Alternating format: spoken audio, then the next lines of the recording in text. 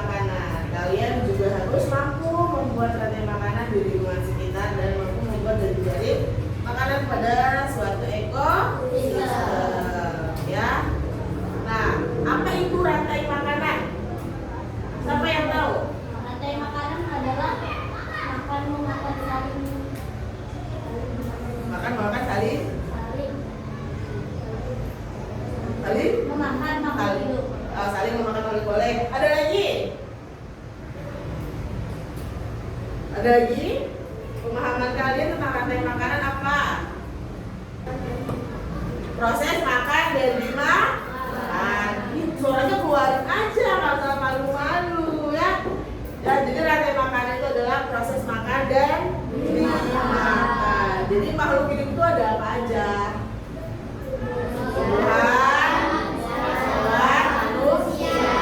Jadi kita semua ini saling makan memakan. Kamu makan tumbuhan nggak? Makan. Kamu makan hewan nggak? Tapi ada hewan yang bisa dimakan, ada hewan yang tidak bisa dimakan. Begitu juga ada tumbuhan yang bisa dimakan, ada yang tidak bisa dimakan. Ya.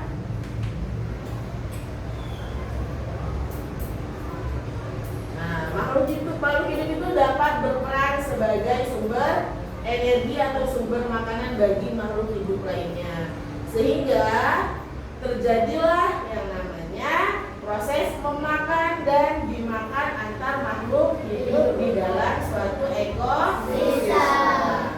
Apakah kamu dapat mengidentifikasi hubungan antar makhluk hidup pada gambar? Ini ada gambar apa aja?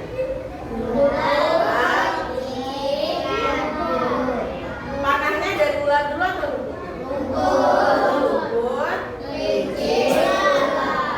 Berarti apakah kelinci bisa makan ular? Ya. Kelinci makannya apa? Rumput.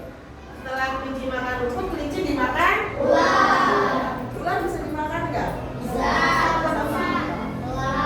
Elang. Nah, itu kalau seperti puncak ya, elang bisa dimakan juga nggak? Bisa. Sama apa? Sama apa? Ketika elang itu mati, elang itu kan busuk kan? Itu siapa yang makan? Namanya apa? Dekor? Pengurai ya. Coba kita lihat dulu di sini. Rantai makanan. Nah, di sini ada rumput, kelinci, ular. Rumput itu tumbuhan dapat menghasilkan makanan sendiri atau bisa kalian sebut dengan fotosintesis. Oleh karena itu, dalam sebuah ekosistem tumbuhan berperan sebagai produsen. Ingat, produsen. Ya, yang pertama disebut dengan produsen. Kemudian ada namanya kelinci. Kelinci itu memakan tumbuhan. Nah, dia mau mendapatkan energi, kelinci itu memakan tumbuhan. Nah, dalam rantai makanan ini, kelinci perannya sebagai konsumen tingkat 1. Yang kedua, selanjutnya kelinci itu ada dimakan oleh ular. Ular merupakan hewan pemangsa atau predator. Ular memakan kelinci, sehingga di rantai makanan ini ular berperan sebagai konsumen tingkat 2. Jadi konsumen itu ada tingkat 2, ada 1, 2, dan 3 ya. Nah, konsumen paling akhir nanti itu disebut sebagai puncak dari rantai makanan. Posisi tersebut biasanya merupakan hewan karnivora atau omnivora. Nah, hewan karnivora itu apa? Hewan yang makan daging. Kalau omnivora? Hewan yang makan tumbuhan dan sayuran, tumbuhan dan buah-buahan. Oke, tumbuhan dan daging, buah-buahan juga bisa. Nah, hewan tersebut biasanya tidak diburu oleh hewan lain untuk dijadikan makanan. Gak ada yang bisa untuk berburu konsumen puncak itu. Nah, bagaimana cara dia terurainya ya? Coba lihat, mereka berarti ada namanya demofoser. Jadi siapa yang memakan ular? Misalnya ular itu menjadi konsumen puncak, ya? Yang memakan ular adalah demofoser. Demofoser itu apa? Bakteri dan jamur. Jadi bakteri dan jamur itu merupakan dari contoh dekomposisi. Ketika makhluk hidup itu mati, tubuhnya akan membusuk dan dikurai oleh akan membentuk humus dalam tanah. Humus itu dibutuhkan buat apa? Tumbuhan. Jadi humus itu dibutuhkan tumbuhan untuk tumbuh lagi dan menghasilkan energi bagi makhluk hidup yang lain. Sehingga proses makan dan dimakan dalam suatu ekosistem menjadi siklus yang terus berputar. Nah itu dia ya. Ini ada jamur. Nah itu termasuk dari ini maksud juga ya. Membuat rantai makanan. Coba, nih ada hewan apa aja nih? Monyet, laut, ulat. Nah, apa peran hewan omnivora pada rantai makanan? Karena mereka bisa memakan tumbuhan dan hewan, berarti hewan omnivora itu bisa menjadi konsumen satu, dua, atau tiga. Contohnya monyet. Monyet bisa makan serangga ya? Berarti yang produsen yang mana? Daun produsen. Setelah daun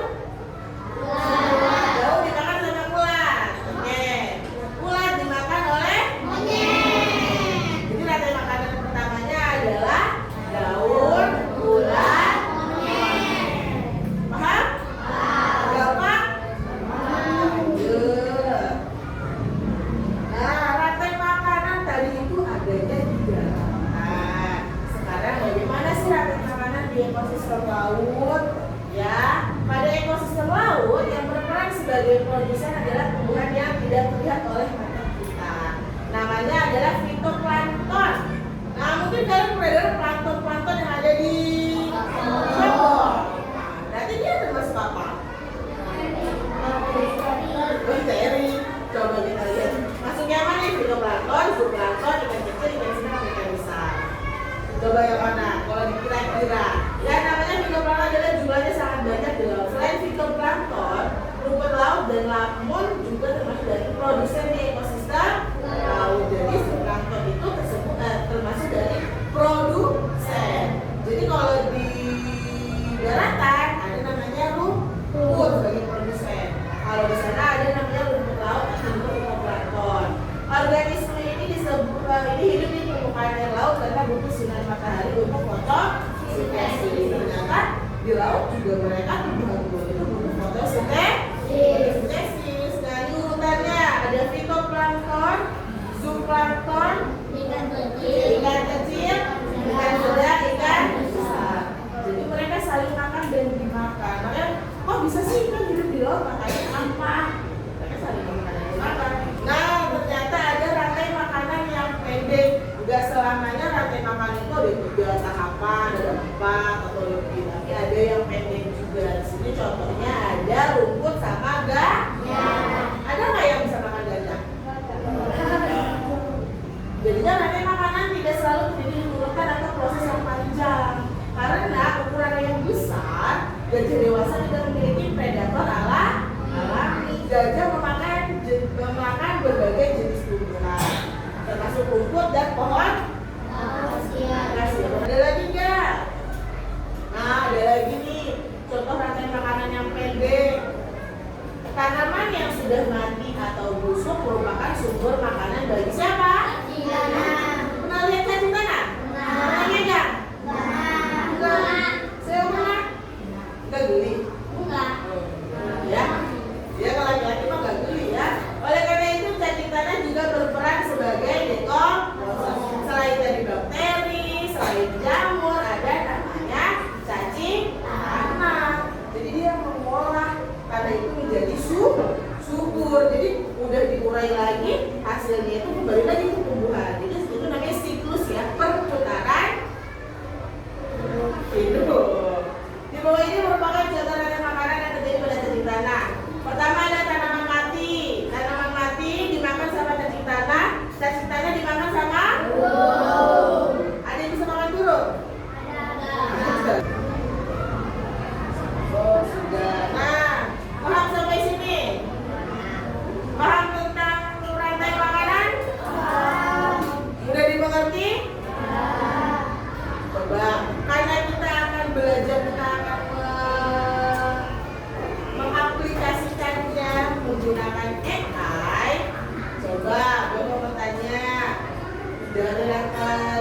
terlepas dari materi yang kita pelajari tentang rantai makanan, Kalian tahu AI nggak? Apa AI? Robot pintar. Boleh ada lagi. Selain robot pintar, AI itu apa? Aplikasi pintar. Ada lagi? Apa itu AI? Tadi ada bilang robot pintar. Ada yang bilang lagi aplikasi pintar. Atau mungkin kayak aplikasi pintar itu contohnya apa aja kalau dalam AI? ChatGPT, itu apa lagi? ChatGPT, Cici, apa lagi? AI, Google. Perhatikan di sini ya, yang perlu kalian ketahui. Jadi kalian ini pada pertemuan sebelumnya yang lalu, kalian belajar tentang cara berpikir komputasional. Nah, sekarang bagaimana tentang kalian harus mengetahui yang namanya kecerdasan artifisial. Ya, kecerdasan artifisial itu sama dengan AI.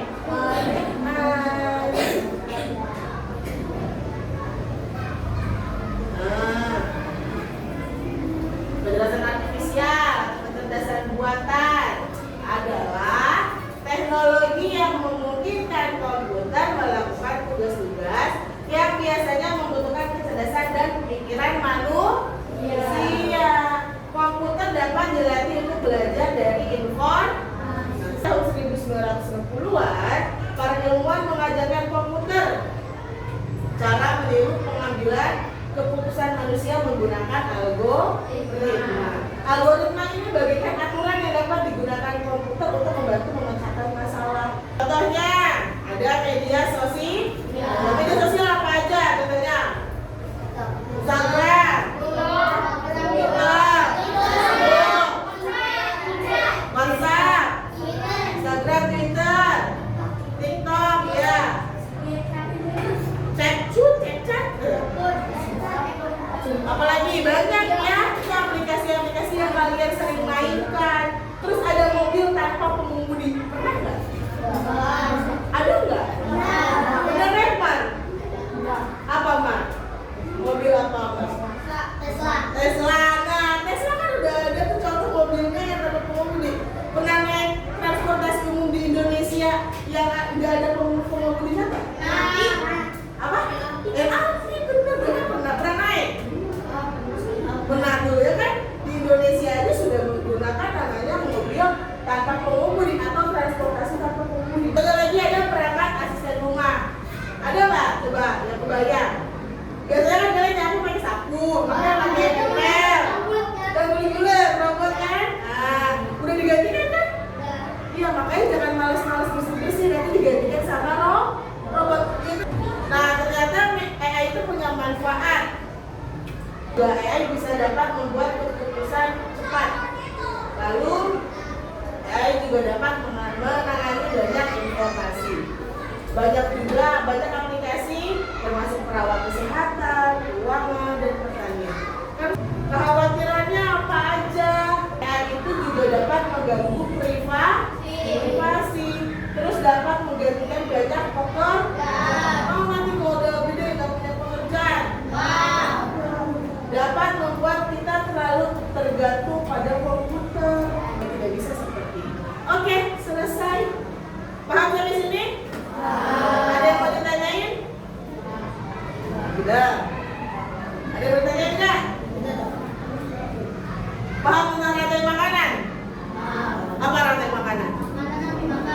Proses makan dan dimakan. Boleh. Coba contohnya tadi ada ular, rumput,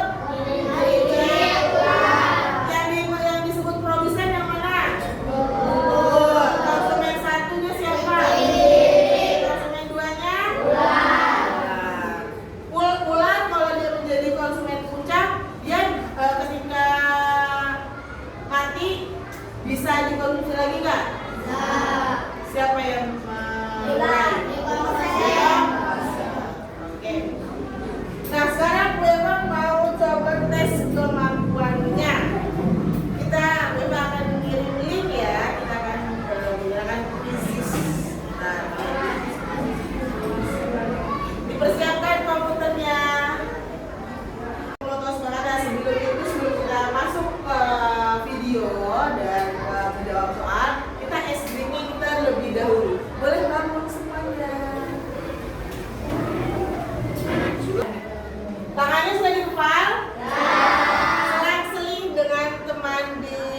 depannya.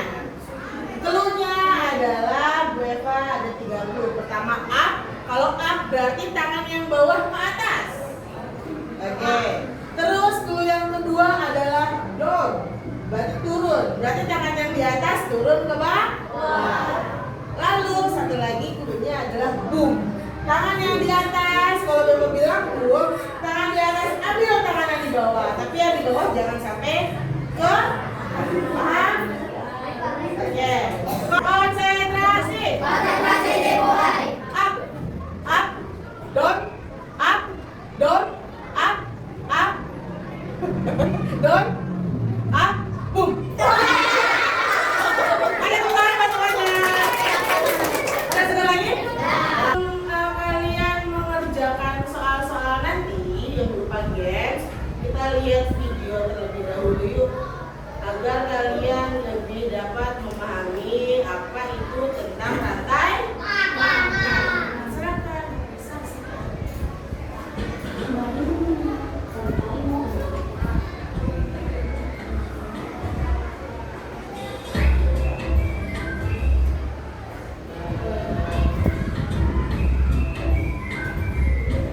Hai, aku Niki, seekor kemiri.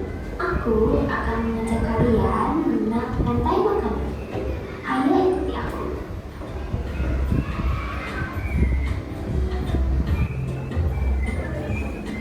Tahukah kalian bahwa hidup seperti hewan, tumbuhan, dan manusia harus melewati peristiwa makan dan memakan antar sama makhluk hidup untuk memenuhi kebutuhan energi mereka. Sampai jumpa lagi.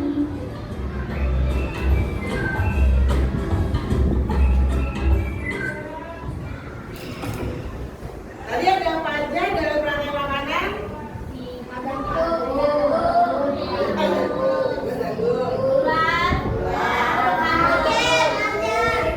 Ya, itu hewan-hewannya. Yang Beba tanya di rantai makanan itu ada apa aja? Itu tumbuhan disebutnya apa tadi? Konsumen. Terus kalau hewan sama manusia disebutnya apa? Konsumen itu ada konsumen 1, 2, sampai 3. Yang paling tinggi disebut dengan konsumen puncak. Oke. Paham? Oke, kita akan mulai pertanyaan. Silahkan Beba akan buka kuisisnya. Kalian linknya Beba akan kirim ke email. Silahkan buka email yang ada di laptop.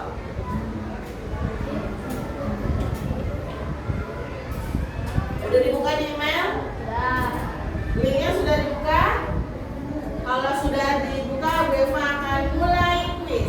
Ada diklik link birunya, dibuka email. Belum bisa masuk ya? Kita klik mulai dulu deh. Oke? Nah, tulis nama salah satu kalian, bebas. Siapa? Boleh, tulis namanya. Bisa, ayo ada 10 orang, ada 10 belum nih?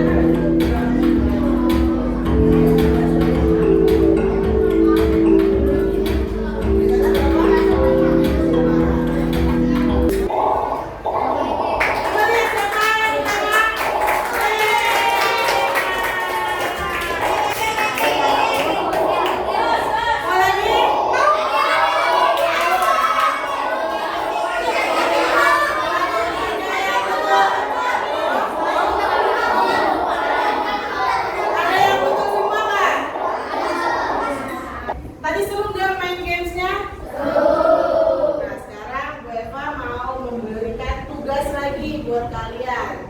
Kalian harus mencarikan tugasnya kipas. Satu, carilah gambar rantai makanan di Google ya.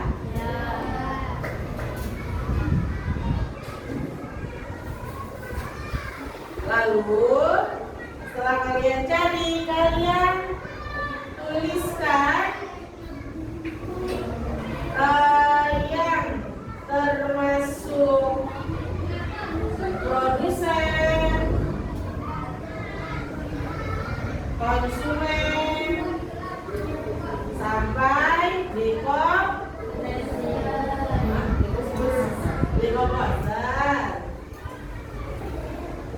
Paham?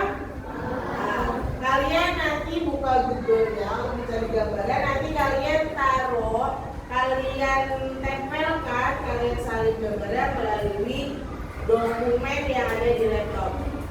Paham sampai sini? Nah, silakan dikerjakan.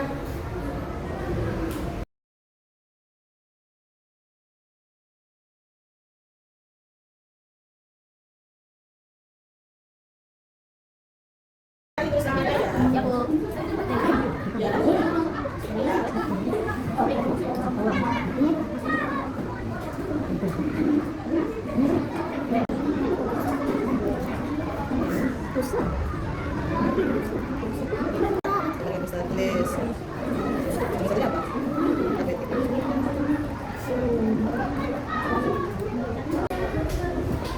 sudah selesai semua belum? Apa?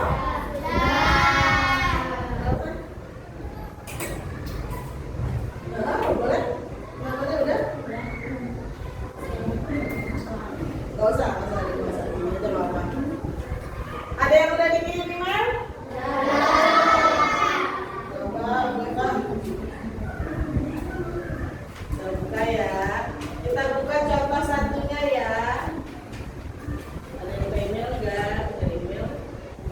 Ini loading. Ini ada contohnya satu ya, kita lihat. Nah, di sini ada punyanya Alkena sama Davina. Nah, di sini dia ada rantai makanannya, hewannya ada apa, gambarnya ada apa aja nih? Rumput, belalang, katak, ulat, sama jamur. Coba kita lihat tugasnya, produsennya rumput, benar salah? Nah, konsumen satunya belalang, benar? Konsumen tiganya, ada konsumen tiga Pak? Nggak, langsung konsumen puncak. Konsumen puncaknya? Benar. Yang terakhir ada dekomposer. Dekomposernya adalah jamur. Oke, tepuk tangan semuanya. Bagaimana pembelajaran hari ini, menyenangkan? Seru? Mau lagi? Teman berikutnya ya. Sekarang coba Bang mau refleksi dulu, apa sih yang kalian dapatkan, apa yang kalian pahami dari materi hari